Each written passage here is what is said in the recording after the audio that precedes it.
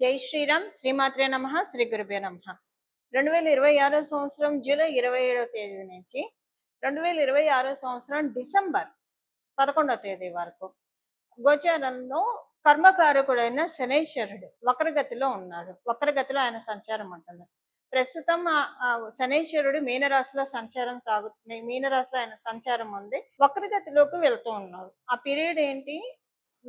మనకి July ending నుంచి December first 10 days వరకు ఉంటుంది. ఆ తర్వాత మళ్ళీ నార్మల్ గా ఆయన సవ్యగతిలోకి వస్తారు.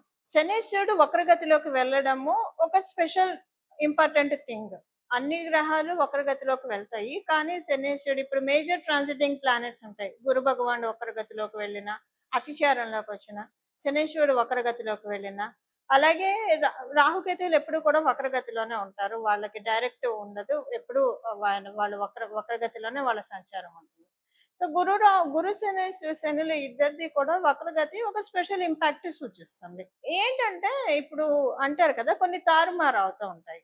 ఏం తారుమారు అవుతూ ఉంటాయి? శనీశ్వరుడు వక్రగతిలో ఉండడం వల్ల కొన్ని రాసుల వాళ్ళకి ప్లస్, మైనస్ అని చెప్పను కానివ్వండి, కొన్ని రాసుల వాళ్ళకి యావరేజ్ ఉంటుంది, కొంచెం బిలో యావరేజ్ కూడా ఉంటుంది. అంటే లాభపడే రాసుల వాళ్ళకి. ఇప్పుడు ఏ రాసుల వాళ్ళకి ప్లస్ అంటే, ప్రస్తుతం ఏలినాడు శని జరుగుతున్న రాసులకి ఆయన వక్రగతిలోకి వెళ్ళడం చాలా ప్లస్. అష్టమ శని జరుగుతున్న వాళ్ళకి ఇది ప్లస్. అర్ధాష్టమ శని జరుగుతూ ఉన్న వాళ్ళకి ఇది ప్లస్. అలాగే కంటక శని ఎవరికైతే ఉందో వాళ్ళకి ప్లస్. దీంతో పాటు మీ జన్మ జాతకంలో శనేశ్వరుడు వక్రగతిలో ఉంటే, అంటే మీరు పుట్టినప్పుడు మీ జన్మ జాతకం, మీ జన్మ కుండలి తీసినప్పుడు, అప్పుడు శనేశ్వరుడు ఏ స్థానంలో అన్నా ఉండనియండి, ఆయన కనుక వక్రగతిలో ఉంటే కనుక, శనేశ్వరుడు వక్రగతిలో ఉంటే కనుక, అప్పుడు కూడా మీకు ఆయన ఎప్పుడెప్పుడు వక్రగతిలోకి వస్తాడో అప్పుడప్పుడు మంచి రిజల్ట్స్ మీరు చూస్తారు. సందేహం లేదు అందులో. ఇప్పుడు ఏలినాడు శని జరుగుతున్న రాశులు ఎవరు? కుంభరాశి వాళ్ళకి ఏలినాడు శని జరుగుతూ ఉంది. అలాగే మీనరాశి వాళ్ళకి ఏలినాడు శని జరుగుతుంది. మేషరాశి వాళ్ళకి ఏలినాడు శని జరుగుతూ ఉంది. సో మీకు ప్లస్ ఇప్పుడు ఈ వక్రగతిలోకి వెళ్ళడం మీ 3 రాశుల వాళ్ళకి ప్లస్. అర్ధాష్టమ శని ఏ రాశి వాళ్ళకి జరుగుతుంది? ధనుసు రాశి వాళ్ళకి అర్ధాష్టమ శని జరుగుతుంది. వాళ్ళకి ఇది ప్లస్.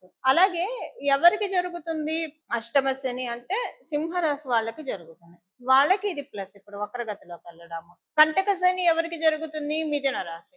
వీళ్ళకి ఇప్పుడు ప్లస్.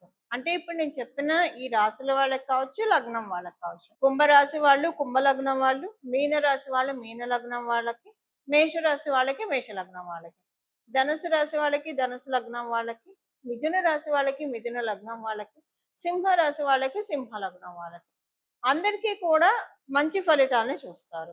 ఇప్పుడు ఎవరికి కొంచెము అంటే బిలో యావరేజ్ ఉంటుంది ఓవరాల్ గా మనం చూస్తే, బిలో యావరేజ్ గా ఉండేది తులారాశి వాళ్ళకి, అలాగే వృషభ రాశి వాళ్ళకి, మకర రాశి వాళ్ళకి. తులారాశి వాళ్ళకి షష్ఠ స్థానంలో ఉన్నారు. So bad impact, negative impact ఉండకపోయినా కొంచెం పాజిటివ్ ఇంపాక్ట్స్ తగ్గుతాయి, అందుకని బిలో యావరేజ్. మకర రాశి వాళ్ళకి. తులారాశి వాళ్ళకి మీకు షష్ఠ స్థానంలో ఎప్పుడైనా శనీశ్వరుడు తృతీయ స్థానం, షష్ఠ స్థానం, లాభస్థానంలో బాగా యోగ ఫలితాన్ని ఇస్తాడు. మీకు షష్ఠ స్థానం, తులారాశి వాళ్ళకి షష్ఠ స్థానం అవ్వడం వల్ల ఇది కొంచెం ఇప్పటిదాకా శనీశ్వరుడు మంచి ఫలితాన్ని ఇచ్చినా ఇప్పుడు ఆయన మంచి ఫలితాన్ని ఇవ్వలేకపోతాడు, కొంత తగ్గుతుంది ఇంపాక్ట్.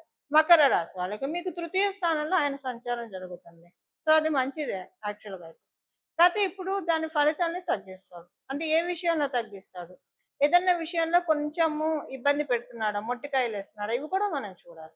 వృషభ రాశి వాళ్ళకి లాభస్థానంలో ఉన్నాడు. అసలు వృషభ రాశి వాళ్ళకి ఆయన పరిపూర్తిగా రాజయోగాన్ని ఇస్తాడు. ఇప్పుడు ఆయన వక్రగతిలోకి వెళ్ళడం ఏమి చేయలేని స్థితిలో ఉంటాడు.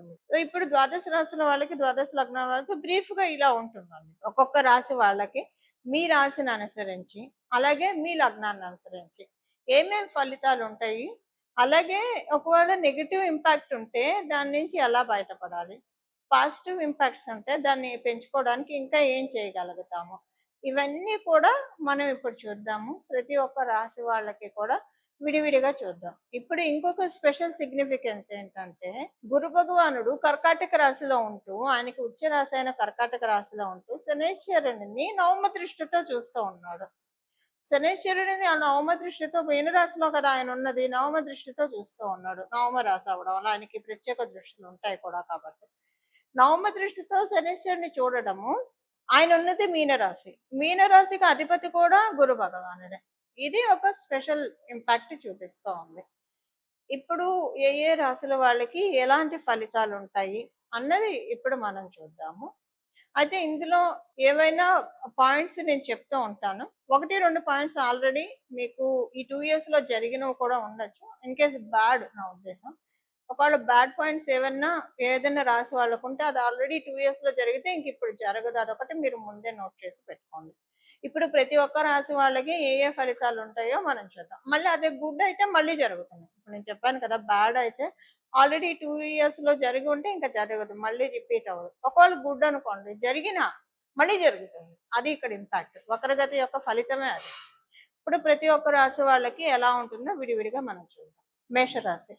మేషరాశిలో పుట్టిన వాళ్ళకి మీకు ఎలినర్స్ అని జరుగుతోంది. ఇప్పుడు ఇది నేను ముందే చెప్పాను. ఎలినర్స్ అని జరుగుతూ ఉన్న వాళ్ళకి ఇది చాలా మంచి ఫలితాలను ఇస్తుందని చెప్పి. నెక్స్ట్ మీ రాశిలోకి ఆయన ఎంటర్ అవుతాడు మీనరాశి తర్వాత. అప్పుడు మీకు మంచి ఫలితాలు రావడానికి. అంటే మంచి ఫలితాలు అంటే చెడ్డ ఫలితాలు ఇవ్వకుండా ఉండడానికి. ఎందుకంటే ఎలినర్స్ అని సెకండ్ ఫేజ్ మేషరాశి వాళ్ళకి అంత బాగా ఉండదు. ఆయన మీ రాశిలోకి వచ్చినప్పుడు. కానీ కాలబలం, దైవబలం వల్ల మీ జన్మజాతకం అనుకూలంగా ఉంటే కనుక అంత ఎఫెక్ట్ కూడా ఉండదు మీకు. బాగుంటుంది. సో మేషరాశి, మేష లగ్నంలో పుట్టిన మీ అందరికీ కూడా ఇదొక చక్కటి సదావకాశము. ఏ ఏ విషయాల్లో మీకు సదావకాశము? మీ యొక్క అందరితోటి రిలేషన్ ని మెరుగుపరుచుకోవడానికి ఇది ఒక చక్కటి సదావకాశము. జర్నీస్ ఏమన్నా మీరు పోస్ట్‌పోన్ చేస్తూ ఉంటే, డిలేస్ చేస్తూ ఉంటే, లేదంటే ఏదైనా కాంట్రాక్ట్స్, అగ్రిమెంట్స్ పెండింగ్ పెడుతూ ఉంటే, సైన్ చేయాలా వద్దా ఆలోచిస్తూ ఉంటే, అవన్నీ కూడా ఇప్పుడు మీరు డెసిషన్ తీసుకునే విధంగా మీకు శనీశ్వరుడు సహకారంగా ఉన్నారు. ఏ ఏ విషయాల్లో మీకు ఇప్పుడు ఎలినర్సెల్లో ఉన్నారు కాబట్టి ఏ ఏ విషయాల్లో ప్లస్ అవి నేను చెప్తున్నాను. అలాగే మీకు ఏదైనా విషయాల్లో ల్యాక్ అవుతున్నారు. ఏదైనా మీరు చాలా విపరీతంగా ప్రయత్నం చేస్తున్నారు. వృత్తి రీత్యా, ఉద్యోగ రీత్యా కావచ్చు, వ్యాపార రీత్యా కావచ్చు. కానీ మీరు ఎంత ప్రయత్నం చేస్తున్నా తుదకి మీ శ్రమే తప్పించి శ్రమకి తగ్గ ఫలితం రావట్లేదు అన్న బాధ మీరు పడుతూ ఉంటే ఇప్పుడు మీకు శ్రమకి తగ్గిన ఫలితాన్ని ఇప్పిస్తాడు. శని మహారాజు ఇప్పిస్తాడు. ఆయనే దగ్గరుండి మరీ ఇప్పిస్తాడు. అది ఇప్పుడు మీకు ఆయన బ్లెస్సింగ్స్ ఇవ్వాలి. ఆయన నిష్పక్షపాతి. తన మన భేదం అనేదే ఉండదు. సో నిష్పక్షపాతంగా మీకు ఫలితాలను ఇప్పుడు ఇస్తాడు. అదొకటి మీకు ఇప్పుడు ఇంకొక ప్లస్. దాంతోపాటు మీకు మీ మేనత్తలు మేనమామలతోటి మంచి రిలేషన్ ఉంటుంది. మీ మేనత్తలు మీ మేనమామలకి సంబంధించిన ఏదైనా ఒక గుడ్ న్యూస్ వినడానికి ఈ టైంలో మంచి శుభ సమయము. వాళ్ళతోటి మీకు ఏవైనా డిఫరెన్సెస్ ఉంటే కనుక వాటి నుంచి బయటపడే సమయం అని కూడా చెప్పచ్చు. సమయం ఇది. అందరితోటి మంచి బాండ్, మంచి రిలేషన్ మెయింటైన్ అయ్యే శుభ సమయం ఈ సమయము. మీకు ఈ సమయంలో భూతత్వం చాలా బలంగా ఉంది. భూతత్వం బలంగా ఉండడం వల్ల మీకు అంటే ఇప్పుడు భూతత్వం బలహీనంగా ఉంటే రిజల్ట్స్ ఒక రకంగా ఉంటాయి. బలంగా ఉంటే రిజల్ట్స్ ఒక రకంగా ఉంటాయి. బలంగా ఉంటే మెంటల్‌గా చాలా స్ట్రాంగ్‌గా ఉంటారు. చాలా మంచి స్ట్రాంగ్ డెసిషన్స్ తీసుకోగలుగుతారు. డేర్ స్టెప్స్ వేయడానికి భూతత్వం బలంగా ఉంటే డేర్ స్టెప్స్ వేస్తారు. భూతత్వం బలంగా లేకపోతే దేనికైనా కూడా భయపడుతూ ఉంటారు. ఆలోచిస్తూ ఉంటారు. అమ్మో! ఇప్పుడు ఈ నిర్ణయం తీసుకుంటే ఎలా ఉంటుంది? ఇది చేయొచ్చా? చేయకూడదా? ఈ ఆలోచనలతోనే సగం జీవితం గడిచిపోతుంది. అలా ఉంటుంది. పుణ్యకాలం గడిచిపోయింది అన్నట్టుంటుంది. కానీ ఇప్పుడు పుణ్యకాలం గడిచిపోదు. పుణ్యకాలం మీ చెంతనే ఉంది. మీరు చేయగలుగుతారు. డేర్ స్టెప్స్ వేస్తారు ఇప్పుడు మీరు. ఏ డేర్ స్టెప్ వేస్తే మీకు గ్రోత్ ఉంటుందో మీ కెరియర్ వైజ్ అలాంటి డేర్ స్టెప్ ఇప్పుడు మీ చేత వేయిస్తూ ఉన్నాడు శని మహారాజు. దాంతోపాటు మీకు మీ తండ్రి గారికి ఏమన్నా ఇష్యూస్ ఉంటే అవి సెట్ అవుతాయి. మీరు ఉద్యోగస్తులైతే మీ పై అధికారులకి మీకు మధ్య ఏమన్నా ఇబ్బందులు ఉంటే అవి సెట్ అవుతాయి. అలాగే మీరు కనుక వ్యాపారం చేస్తూ ఉంటే మీరు ఎవరైనా ఇంపార్టెంట్ వాళ్ళు ఉంటారు కదా, చాలా పెద్ద తలకాయలు, బాగా ఇన్ఫ్లుయెన్షియల్ పర్సన్స్, వాళ్ళతోటి మీకు మంచి ర్యాపో జనరేట్ అవుతుంది. ఈ విధంగా శనీశ్వరుడు మిమ్మల్ని బ్లెస్ చేస్తూ ఉన్నాడు. ఏ ఏ విషయాల్లో బ్లెస్ చేస్తూ ఉన్నాడు మిమ్మల్ని ఆయన? మీకు ఫైనాన్సెస్ విషయంలో బ్లెస్ చేస్తూ ఉన్నాడు.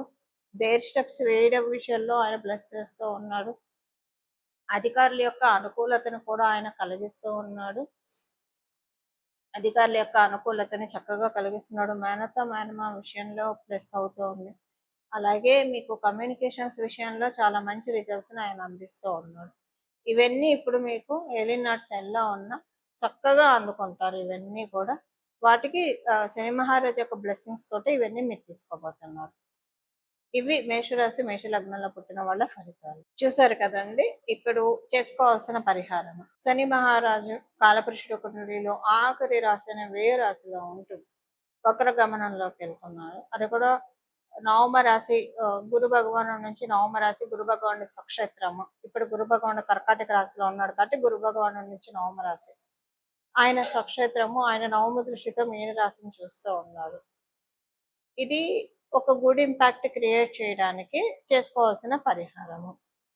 కర్మకారకుడు కాబట్టి మనం ఆచరించే కర్మల్ని బట్టి ఆయన ఫలితాన్ని సత్ఫలితాన్ని మనకు అందజేస్తాడు. సో మీకు వీలుంటే ఎంత అంటే మీరు ఏం మంచి కార్యాలు చేయగలుగుతారో అది చేయడమే రెమెడీ. లేదా ప్రతిరోజు కూడా మీరు ఒక 11 రోజులు పెట్టుకుంటారా, 21 రోజులు పెట్టుకుంటారా, 41 రోజులు. ఏకవింశతి మంచిది, 21 రోజులు అయితే మంచిది. లేదా మండలం 41 రోజులు అయితే మంచిది. మీకు కుదరదు అంటే 11 రోజులు. ఇంకా 11 రోజులు అయితే కంటిన్యూగా చేయండి. 21 రోజులైనా అంటే ఆడవాళ్ళు అయితే 11 రోజులు కంటిన్యూగా, మగవాళ్ళు అయితే 41 రోజులు కూడా కంటిన్యూగా చేయగలుగుతారు. బట్ ఆడవాళ్ళ సంగతి నేను చెప్తున్నా. ఒక 11 రోజులు అయితే కన్ఫర్మ్ గా కంటిన్యూగా చేయగలుగుతారు. 21 రోజులు కూడా ఒక్కోసారి కంటిన్యూగా చేయగలుగుతారు. 41 రోజులు అంటే వాళ్ళకి కంటిన్యూగా అవ్వకపోవచ్చు. బట్ అయినా పర్వాలేదు, మధ్యలో ఒక 4-5 రోజుల బ్రేక్ వచ్చినా మళ్ళీ కంటిన్యూ చేయొచ్చు. చేయాల్సింది ఏంటంటే ప్రతిరోజు మీ ఇంటి దగ్గర ఉన్న దేవి దేవతల ఆలయానికి వెళ్ళి అక్కడ నవగ్రహాలు ఉంటారు కదా, నవగ్రహాలు ఉంటాయి కదా, అక్కడ మీరు ప్రదక్షిణలు చేయాలి. ప్రతిరోజు కూడా 41 ప్రదక్షిణాలు చేయాలి. ఈ 41 ప్రదక్షిణాలు మీరు 11 రోజులు చేస్తారా, 21 రోజులు చేస్తారా, 41 రోజులు చేస్తారా మీ ఇష్టం. మీకు కుదిరి సమయం సహకరించి మీకు ఓపుకుంటే 108 ప్రదక్షిణాలు చేస్తే ఇంకా మంచిది. ఎందుకంటే కాలపురుషుడు కుండలిలో వ్యయ స్థానంలో ఆయన ఉన్నాడు. ఇంకా మళ్ళీ ఆయన నెక్స్ట్ సైకిల్ ప్రారంభిస్తున్నాడు. మేషరాశి నుంచి ఇంకొక సైకిల్ ప్రారంభం అవుతుంది. మేషరాశిలోకి ఆయన వెళ్ళినప్పుడు అది ఇంకొక డిఫరెంట్ సైకిల్. అంటే కాలపురుషుడు కుండలిలో మీనరాశిలో ఒక సైకిల్ ఎండ్ అయిపోతుంది, కొత్త సైకిల్ శనేశ్వరుడికి స్టార్ట్ అవుతుంది మేషరాశి నుంచి. సో మేషరాశి నుంచి మళ్ళీ మీనరాశిలో కంటే మళ్ళీ రావడానికి 30 సంవత్సరాలు ఉంటుంది. ఈ 30 సంవత్సరాల్లో మనకి ఇబ్బంది లేకుండా బాగా ఉండడానికి this is the right time. End of the point లో ఈ పరిహారం చేసుకోవడం వల్ల శనేశ్వరుడు మేషరాశిలోకి వచ్చినప్పటి నుంచి ఆ తర్వాత జరిగే ఆయన ఏ ఏ రాశుల్లోకి వెళ్ళినా ఇబ్బంది పెట్టే సిచ్యువేషన్స్ ఒకవేళ ఉంటే ఆయన వల్ల అది ఇవ్వకుండా రిజల్ట్స్ ని తక్కువ చేస్తాడు. ఇబ్బంది పెట్టే రిజల్ట్స్ ఉంటే తక్కువ చేస్తాడు, కానీ ఏదన్నా మనకి బ్లెస్సింగ్స్ ఇచ్చేవి ఉంటే వాటిని చక్కగా ఇస్తాడు. ఇబ్బంది పెట్టేవి యావరేజ్గా చేసేస్తాడు. అలా చేయడానికి ఇప్పుడు మనకి ఇది అత్యద్భుతమైన సమయం. దానికి కారణం ఏంటి, 30 సంవత్సరాల వరకు ఎందుకు సెక్యూర్ అని చెప్తున్నా, ఇప్పుడు గురుబలం కూడా ఉంది. గోచారంలో మనందరికీ ఇప్పుడు గురుబలం ఉంది. కర్కాటక రాశిలో ఆయన ఉండడం వల్ల, ఉచ్చ రాశిలో ఉండడం వల్ల, అది కూడా ఆయన మీనరాశిని దృష్టి పెట్టాడు కాబట్టి నవమ దృష్టితోటి ఒక 30 ఏళ్ళు స్ట్రాంగ్ అండ్ సెక్యూర్ చేసుకోవడానికి సింపుల్ రెమెడీ. మీకు కుదిరితే 41 రోజులు చేయండి, ప్రతిరోజు 108 చేయండి, చాలా మంచి రిజల్ట్స్ చూస్తారు. 21 రోజులు చేయండి, 108 చేయండి, లేదా 11 రోజులు చేయండి, ప్రతిరోజు 108 చేయండి, లేదా 41 ప్రదక్షిణాలు చేయండి. మీరు ఎంత ఎక్కువ ప్రదక్షిణాలు చేస్తే అంత మంచి ఫలితాన్ని మీరు తీసుకోగలుగుతారు. మీకు ఆరోగ్యం సహకరించట్లేదు, 3 ప్రదక్షిణాలు అయినా చేయొచ్చు. లేదు వెళ్ళలేరు, మీరు దేవాలయానికి వెళ్ళలేరు, అప్పుడు గోమాతని దండం పెట్టుకున్నా కూడా మీరు అందరి దేవతల్ని పూజించినట్టే. సకల గోమాతకు ఆహారం తినిపించడం ఏదైనా చేయొచ్చు. బట్ ఆ అవకాశం ఉండి ఓపుకున్న వాళ్ళు నవగ్రహ ప్రదక్షిణ చేస్తే మంచిది. నవగ్రహ స్తోత్రం ఒక 9 సార్లు చదువుకోవడం, అంటే ఒక్కొక్క గ్రహానికి ఒక్కొక్కసారి చొప్పున 9 సార్లు చదువుకుంటే చాలా మంచిది. అక్కడ మీకు గుళ్ళల్లోనే రాసి పెట్టేస్తారు ఒక బోర్డు మీద నవగ్రహ స్తోత్రాలు, ఒక్కొక్క గ్రహానికి ఒక్కొక్క స్తోత్రం రాసి పెట్టేస్తారు. అవి కూడా చదువుకుంటే మంచిది. ఇలా చేస్తే కనుక చాలా చక్కటి సత్ఫలితాల్ని అందుకోవడానికి అవకాశం ఉంటుంది. ఈ విధంగా భగవంతుడి యొక్క పరిపూర్ణ కృపా కటాక్షాలని మన అందరం కూడా పొందాలని చెప్పి మనస్ఫూర్తిగా కోరుకుంటూ మంగళం. నమో భగవతే వాసుదేవాయ.